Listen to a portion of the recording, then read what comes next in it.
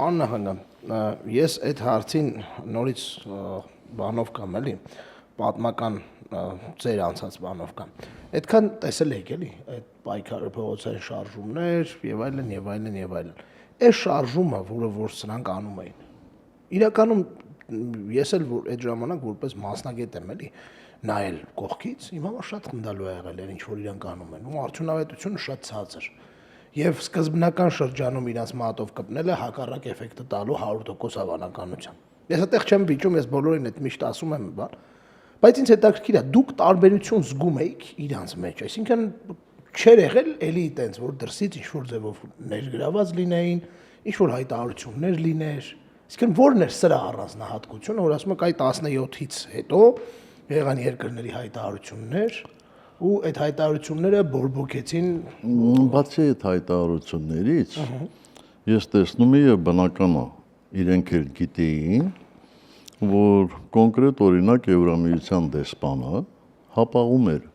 Եվրամիության ղեկավարության շնորհավորանքները փոխանցել որպեսզի հրապարակայնացնեինք այսինքն մենք Բրյուսելից ստացանք հավաստի տեղեկություններ որ այդ մարդիկ անմիջապես շնորհավորել են ձեր ընտրությունը այո ընտրվելը բայց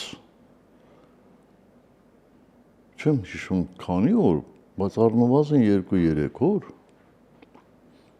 դեսպանը չէր բերում արտաքին գործերի նախարարություն այդ շնորհավորանքը նա բերեց միայն այն ժամանակ երբ որ արտաքին գործերի նախարար Էդվարդ Նալբանդյանը ասեց եթե չբերես ապա ես զանգելու եմ Բրյուսել եւ իրանց թույլտվությամբ մենք ինքներս հրապարակելու ենք այսինքն փաստացի ԵՄ դեսպանը Սվիտալսկին կոնկրետացնեն որտեղ ինքներ փաստացի դա պահելով փորձում էր փողոցը տաքացնելու բանը իհարկե միանշանակ բայց ինչի էր պահում իսկ կա հավանականություն որ պահում էր որովհետեւ մտածում էր որ ոտը կախկցի այսպես ասած տեսնի ինչով ավարտվում որ ասինքն երբ որ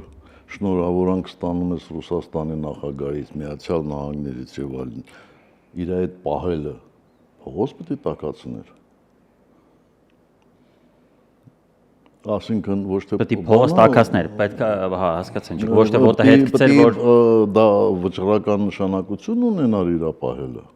չէ ուղղակի միանգամից հստակ էր թե ինչ են ցանկանում ինչու է պահում հենց այդ նպատակով էլ պահում էր եթե այդ նպատակը մենք չիմանայինք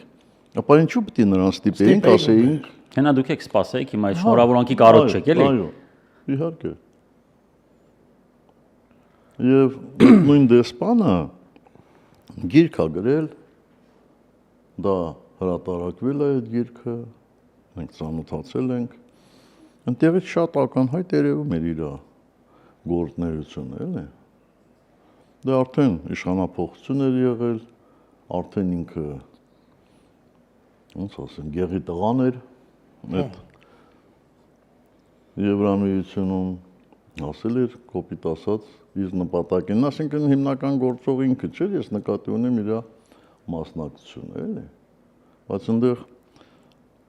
լիքը բաներ կային որ ինքը չէր գրել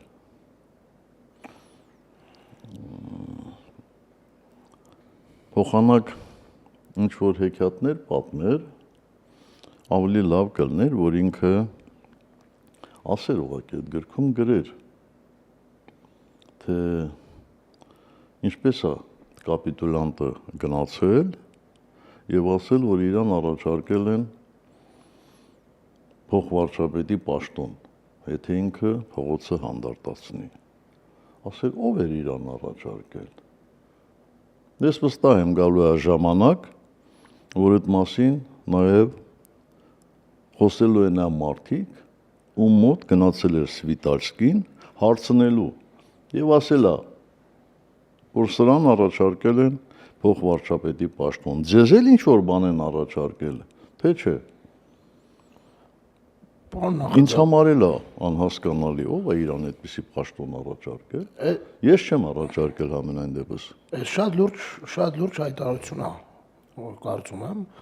այսինքն ես ուզում եմ մի հատ հստակեցնեմ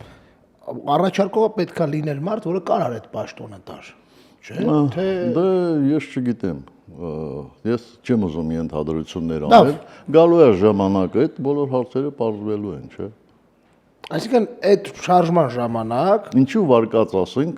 հա, չէ, դրան առաջարկել են լինել փոխվարչապետ։ Այո։ Եվ ինքը դա ասել է Սվիտալսկին։ Այո։ Սվիտալսկին էլ Այո։ համապատասխան Այսինքն ինչու է վազել Սվիտալսկու մոտ։ Ես ենթադրում եմ, որպես կուրատոր։ որ Սվիտալսկին էր, այսպես ասեմ, կուրացիա վերցրել, կամ էլ մեկ ուրիշն էր վերցրել, ուղակի Սվիտալսկու միջոցով էր կուրացիա։ Սվիտալսկին գործիքն էր, ով ասած։ Այո։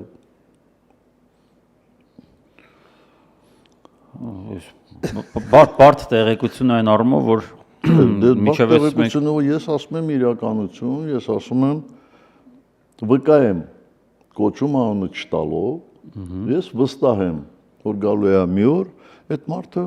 եթերում ասելու է, որ այո, ինքը դա հավաստում է։